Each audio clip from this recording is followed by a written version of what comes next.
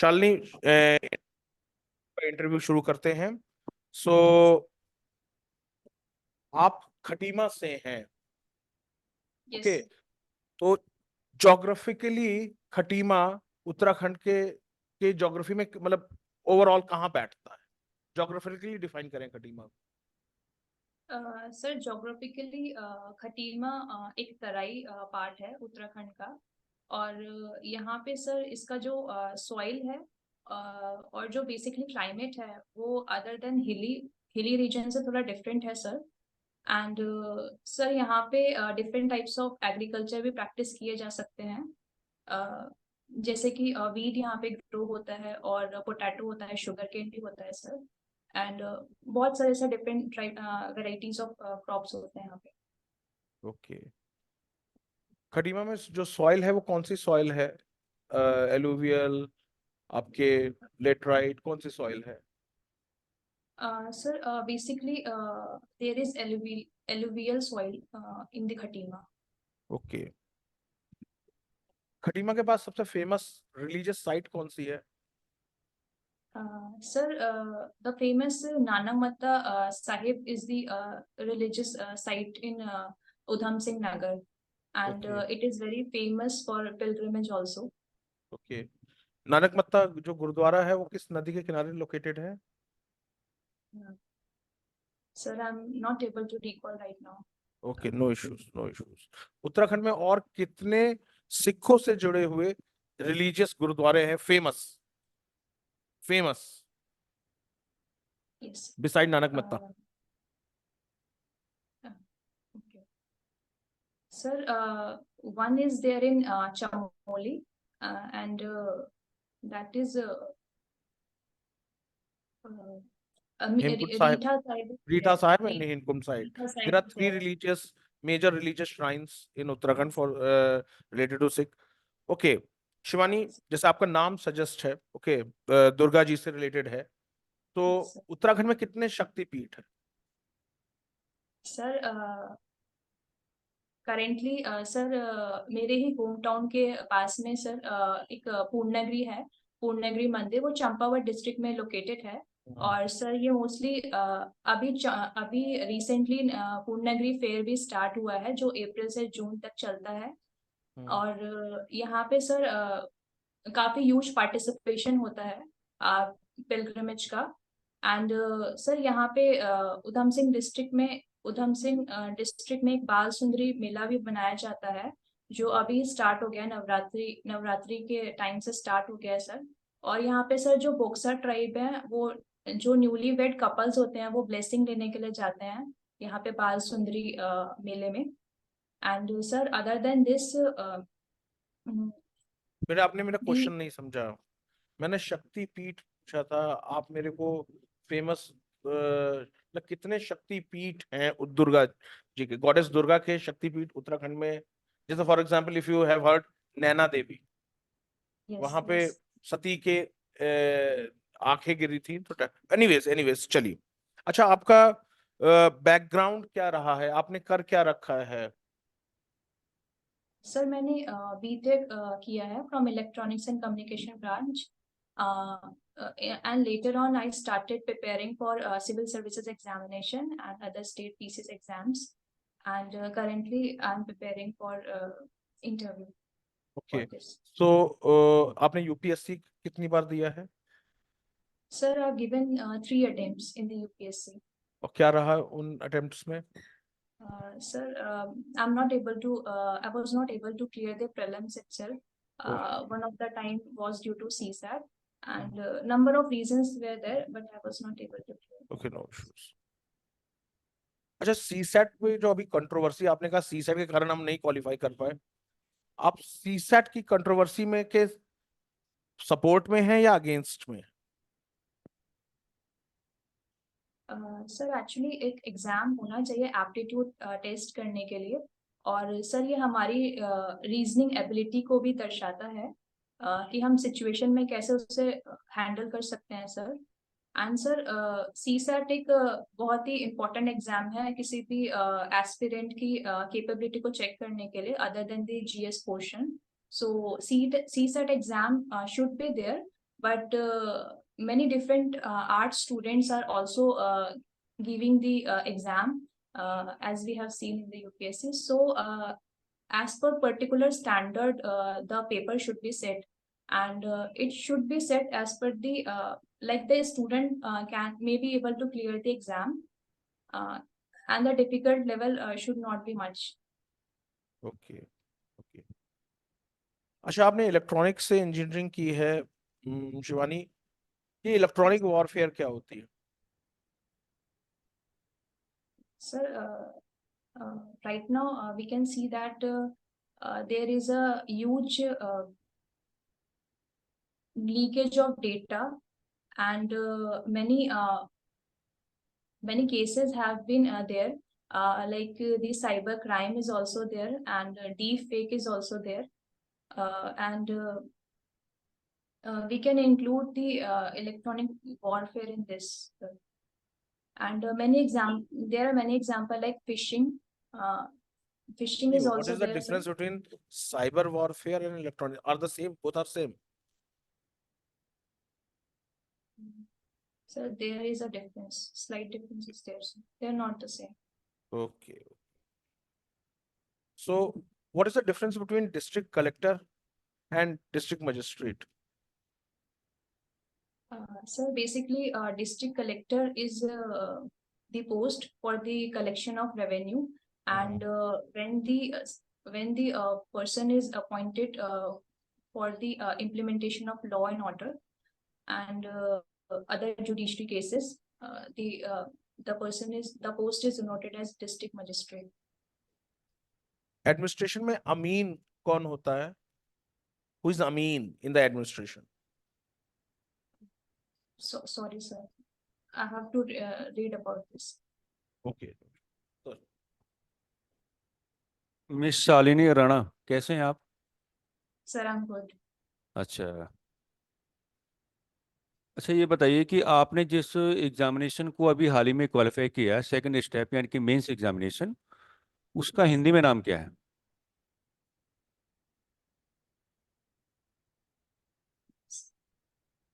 Sir, लिखित परीक्षा। Okay okay. India में जैसे हम लोग गवर्नर का कॉन्सेप्ट देखते हैं, स्टेट में जो काम करता है, स्टेट का अपने आप में क्या है, इम्पोर्टेंट एक कॉन्स्टिट्यूशनल पोस्ट माना जाता है। तो आपको ये बताना है कि इस पोस्ट को आपने कहाँ से बोरो किया है, मतलब इंडिया में जो गवर्नर का कॉन्सेप्ट है इसको आपने कहाँ से बोरो किया है? Sir, I'm not sure. Uh, Sir, right now I'm not able to recall this. चलिए छोड़िए, आप ये बताइए कि आप ऑनेस्ट हैं या नहीं। Yes, yes, sir, I'm honest. तो अपनी ऑनेस्टी को आउट ऑफ 10 आप कितने मार्क्स देना चाहेंगी? सर, अगर इन केस मैं कोई एक्शन लेती हूँ या मैं किसी भी सिचुएशन में ऑनेस्टली वर्क करती हूँ, तो सर मुझे वो एक लेवल का सेंस ऑफ सेटिस्फैक्शन और मेंटल पीस डिलीवर करता है, and it's a very joyful also. तो सर यहाँ आपको पे नंबर बताना, आउट ऑफ 10 आपको कितने मार्क्स देने हैं अपनी ऑनेस्टी को? आप 5 सर देना चाहती हैं, 6 देना चाहती हैं, 7, 8, कुछ भी जो भी है? I will give 10 out of 10 10 out of to 10। My honest. Okay, very good. Okay, India में जो फिलहाल का जो पॉलिटिकल कल्चर बना हुआ है उसमें ये काफ़ी डिस्कशन हो रहे हैं कि इलेक्शन कमीशन ऑफ इंडिया, है ना, भारत सरकार के प्रेशर में आके काम कर रहा है। तो हम आपको एक कंडीशन देते हैं, क्यों ना ऐसा किया जाए कि इंडियन कॉन्स्टिट्यूशन के अंदर से आर्टिकल 324 को बाहर कर दिया जाए, और लोकसभा के जो इलेक्शंस हैं वो पीएमओ यानी कि प्राइम मिनिस्टर ऑफिस की ओर से क्या है, कंडक्ट करवाए जाएं। तो आपका इस बारे में क्या विचार है? सर, इलेक्शंस कोई भी बॉडी कंडक्ट करवाए तो सर वो एक ट्रांसपेरेंट मैनर में होना चाहिए और एक प्रॉपर रूल्स एंड रेगुलेशन भी फॉलो होना चाहिए sir. And as we know that the PMO is a very close body for deciding the policies and planning for the society. आपको यस और नो में आंसर देना था, आपको डिटेलिंग में नहीं जाना था, आपको यस और नो में आंसर देना था। क्या इस आर्टिकल को हम बाहर कर दें, क्योंकि एलिगेशंस काफ़ी ज़्यादा आ रहे हैं? सर, जो एलिगेशंस हैं हम उनमें चलिए छोड़िए। सर जो फंडामेंटल राइट्स आपको कॉन्स्टिट्यूशन ऑफ इंडिया की ओर से प्रोवाइडेड हैं। तो क्या yes, आप अपनी इच्छाओं को आधार बना के ये कह सकती हैं कि हमको इनके अकॉर्डिंग कोई बेनिफिट नहीं चाहिए? यस और not? no sir, we can't say that. Reason? Because sir fundamental rights हमारे तभी एप्लीकेबल होंगे जब हम उस उनके जब हमें कोई ओके, जब किचन हमें कैबिनेट उनके क्या है? किचन कैबिनेट क्या होता है? Kitchen cabinet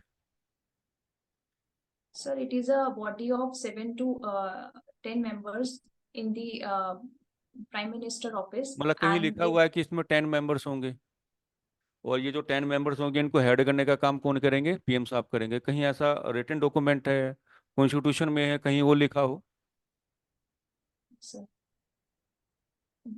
sir it is not written over there in the constitution. Okay, ये जो ब्रिटिश कॉन्स्टिट्यूशन है उसके बारे में कहा जाता है कि अनरिटन कॉन्स्टिट्यूशन है ना, अलिखित संविधान उसको हम लोग कहते हैं। तो Yes sir. क्या ये मान के चला जाए कि उसके जो प्रोविजंस हैं रिटन फॉर्म में है ही नहीं, आसमान में घूम रहे हैं, और जब वहाँ की गवर्नमेंट को कोई भी काम करना होता तो पकड़ लेते हैं एक प्रोविजन को और उसके अकॉर्डिंग लॉज बना देते हैं? क्या ऐसा है? Sir, I'm not very aware about this, but I believe that somewhere the laws and the provisions are they should be mentioned transparently. तो सर कहीं पे रिटर्न नहीं है, ये पॉसिबल नहीं है सर। कहीं ना कहीं मेंशन होना जरूरी है, एक स्टेट में rules and regulations apply okay, करने के अभी लिए। आप जहाँ पे बैठ करके हमारे साथ इंटरेक्शन कर रहे हैं ना, दाएं यस बाएं सर। आप नहीं देखेंगे। इस रूम के अंदर आप ये बताइए टोटल विंडोज कितनी हैं? देखना नहीं है दाएं बाएं बिल्कुल भी। सर देयर आर 4 विंडोज किस इन डायरेक्शन दिस। में है? सर एक मेरे हैंड के सर 2 मेरे हैंड के लेफ्ट साइड है और 2 मेरे हैंड्स के राइट साइड है। Okay, thank you.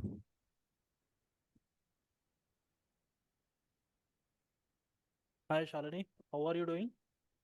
I'm good sir, I'm doing good See, sir. Shalini, I can see that you come from a scheduled tribe community, right? So Yes sir. what is the process of declaring any tribe as the scheduled tribe in India? Sir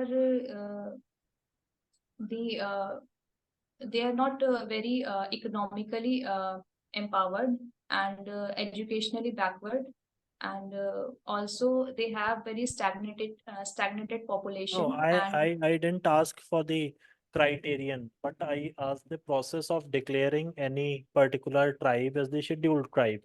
Means what should be the means what is the exact procedure of it, the administrative procedure. sir the tribe should be declared considering several factors sir, and All right. these Okay, you are not getting my question. Leave it. See, you come from the Udham Singh Nagar district, and yes sir. today it's the anniversary of Jallianwala Bagh. Yes sir. So in Jallianwala Bagh massacre, Udham Singh's close friend was also killed, and to avenge that particular death, he had killed someone. Udham Singh had killed someone.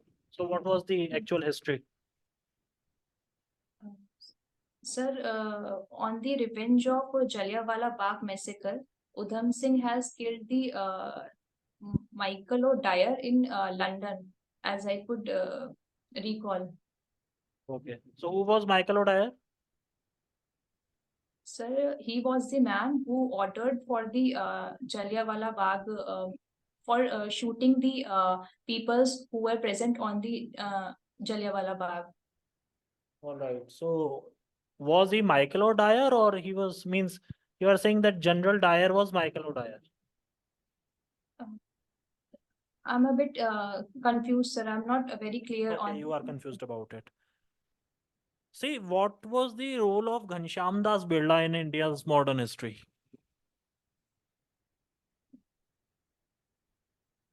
Sorry, You sir. have done your, I think, graduation from Birla Institute, right? Yes, sir. Birla Institute of Applied Sciences, Bhimtal. Who was Yes. Ghanshyam Das Birla? Sorry, sir, I have to go through this. All right. Have you heard anything about Devar Commission? Sir, Tepaga Mission? Devar Commission. DHEBAR. Yes, sir. Yes, sir. Yeah, Yes, sir. tell me Sir, something about it. the Bar Commission was appointed, and he gave the recommendation regarding the particular vulnerable tribal group, and he had set the certain criteria, and he had set the certain criteria for the inclusion of tribal groups. And on the basis of the Bar Commission, currently there are 18 PVTGs. They are PVTGs. There are 72 PVTGs in 18 states and a union territory. 72 or 75? Yes, sir. 75 PVTGs in 18 states. All right. So my last question to you would be, see, the Prime Minister had admitted that there are 80 crores ration cards which are existing currently in the country, and they have been seeded with the Aadhaar card also. But on the other hand, we have learned that there has been a fall of around 10% in the multidimensional poverty of our country. Yes, sir. So given 80 crore people who are fetching subsidized ration from the central government, and still sir. we are doing well in the multidimensional poverty. So what are the other indicators which which help us to curb the menace of poverty in our country? Sir, the multidimensional poverty index is basically on the basis of three categories: on the basis of health, education, and other basic needs such as electricity, water, sanitation. And I believe that the program run by government that is open defecation, and the enrollment of students in the schools, such as PM Shri, that they help in achieving the good multidimensional poverty index in India. ठीक है, शालिनी, बस एक अंतिम सवाल ये बता दीजिए, जो चुनाव हारता है वो ये कहता है लोकतंत्र की हत्या हो गई है, तो अभी चुनाव का रिजल्ट आएगा 4 जून को, तो हम क्या मान लें कि एक बार पुनः लोकतंत्र की हत्या होने वाली है? No, sir. Actually, right now, elections are done in transparent, and also the EVMs and VVPATs are used to verify the votes, and we couldn't say that the democracy, it is the end of democracy. अभी आपने EVM का बोला था, भारत में पहली बार EVM कब use की गई थी? Sir, it was used in 1982 in Kerala Legislative Assembly election. Okay, ठीक है। अभी हाल में उत्तराखंड गवर्नमेंट ने पहला स्टेट बना जिसने यूनिफॉर्म सिविल कोड पास किया। Yes, sir. बट इस यूनिफॉर्म सिविल कोड को प्रेसिडेंट ने एसेंट दी है, व्हाई नॉट गवर्नर?